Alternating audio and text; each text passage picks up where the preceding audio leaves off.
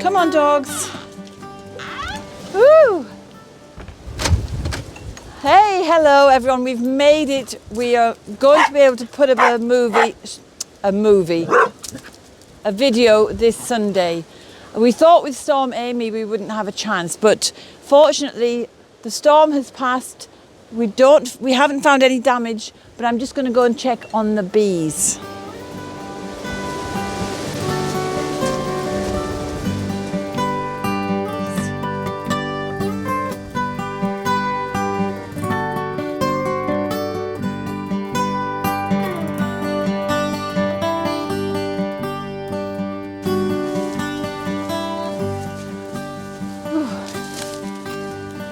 Oh, that's good. Both beehives are still standing intact, and all is well. And the trees are still here. It's been a crazy mad wind. It hasn't been as bad as we anticipated. But I think the trees are young and flexible. They've all just rolled with it and they're fine. But we've lost a lot of leaves. So in a way that's good, because we can now come in and clear around the hives, and I've got to snip a few branches off just to stop water dripping on the hives as well.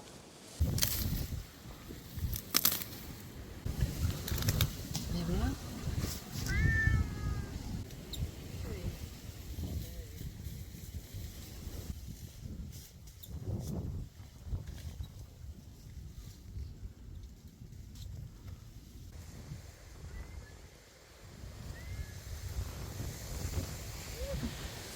So we've been blessed that we got our honey harvest in before the storm, and the bees are back all comfortable again, and we've done really well this year. We got double what we got the last year, and the bees still have plenty of surplus honey to keep them going over winter. And of course we've now got honey to make remedies with. I've made a Blackberry Oxymel, I've made a Thyme honey, I'm going to make a garlic honey, and it's there now for ailments and winter problems, and just to enjoy on my muesli. Come on dogs, we'll head back.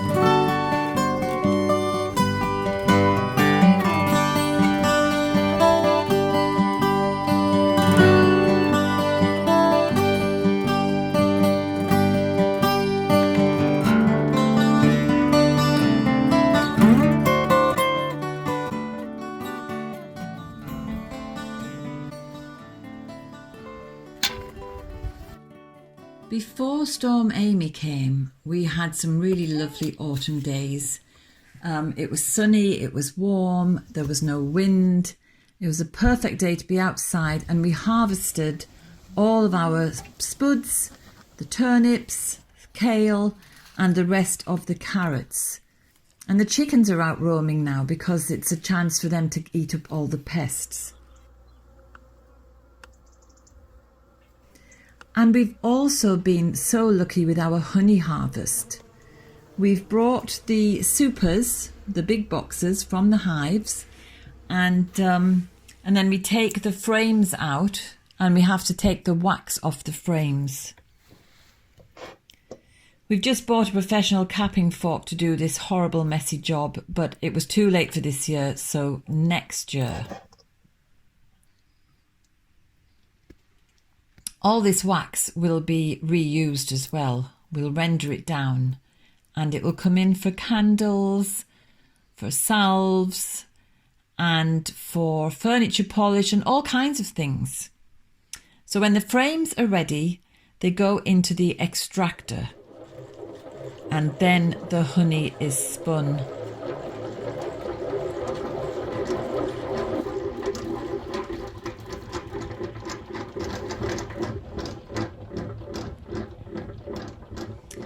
And once the extraction is done, the honey is all there, ready to go into a holding tank.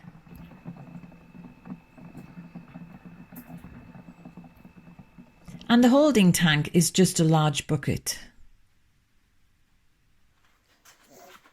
What I do next with the frames is I bring them outside, because there's still some little tiny bits of honey in. So I bring them outside and all the bees come and they have an amazing feast, cleaning out the frames, cleaning out the wax, getting the last vestiges of honey. And it's just incredible to see, to witness them.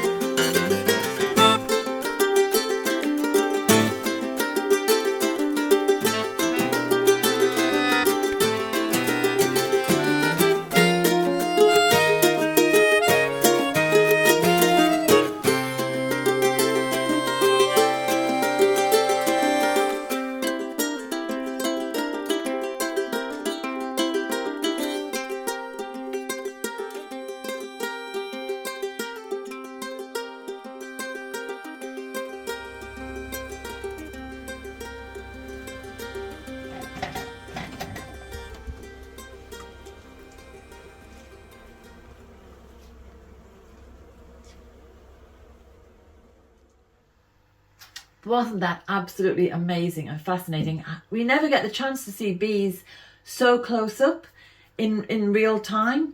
And they all came to the feast, but we also got to see some bumblebees and solitary bees there as well, and even a butterfly. And they cleaned all the honey, the vestiges of the honey from the frames, and left them back to the bare wax. After we had spun the honey and it was in the holding tank, we left it for about 3 days so that any impurities would rise up to the surface. Those impurities are just any bees that were damaged or any little bits of wax that's left over. And then we released the valve on that bucket so that we could fill our jars. But there's remnants of the honey left in the bottom of the bucket, so we thought it'd be a good idea to pop it outside and give the bees another feast. We were a little bit dismayed because it looked at first as if lots of bees were drowning in the honey, in the dregs of the honey. But then a miracle occurred, at least it seemed to us to be a miracle, because the bees began to clean each other and to clean themselves of all the stickiness. And it was just incredible to watch because, you know, they're kind of like dogs and cats, the way they give themselves a rub behind the ear. And it was just so wonderful to see. And after a couple of hours, most of the bees have flown away. Certainly there are none drowning. and all that was left was a few remnants of wax.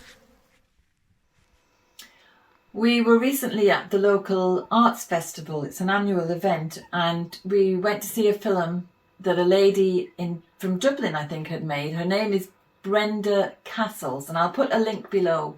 The movie, the little film, was called Plight of the Bumblebee.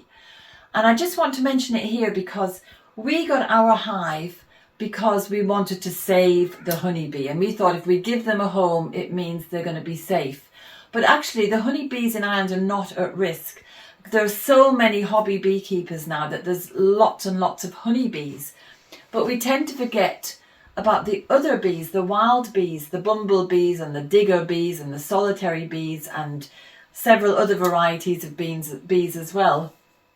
And in the film that Brenda had made, it mentions a couple of things that we can all do to help the wild bees. So we can stop spraying glyphosates and other pesticides and herbicides.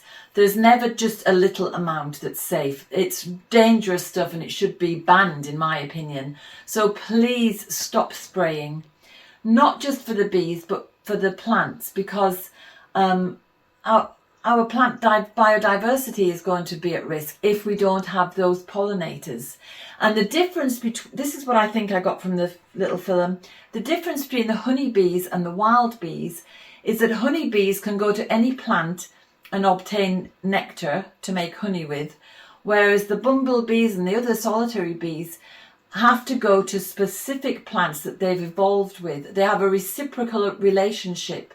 And if we keep using herbicides, those plants are going to disappear, which means there's less and less food for those wild bees, and then they will disappear.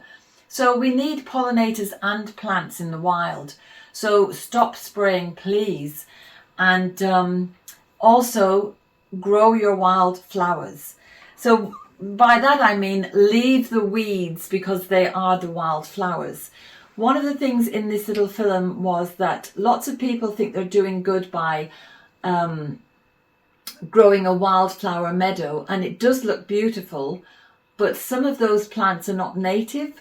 Some of them don't have that reciprocal relationship with the wild bees, so they're not serving any real purpose. So just let nature be. Let the wild weeds, the wildflowers grow, and stop spraying. So that's my big strong message from today. But look at what we got. We've been so lucky. We've got over 100 jars of honey. Last year we got 40. This year we've got 100. And a lovely, I don't know what you'd call it, piece of wax ready to make into, I'm going to make a candle or two. I'm going to cover some cloths with wax for, food preservation. And I'm going to make some furniture polish. And then I've got beeswax for making my salves as well, so I won't have to buy any more. So there you go. I hope you found the film fascinating with the close-ups of the bees. And I hope you don't mind me going on a little rant there. And thank you so much for all the well wishes regarding the storm. And that's it for today. So we'll see you next week. And I hope you all have a wonderful, healthy, happy week. Bye for now.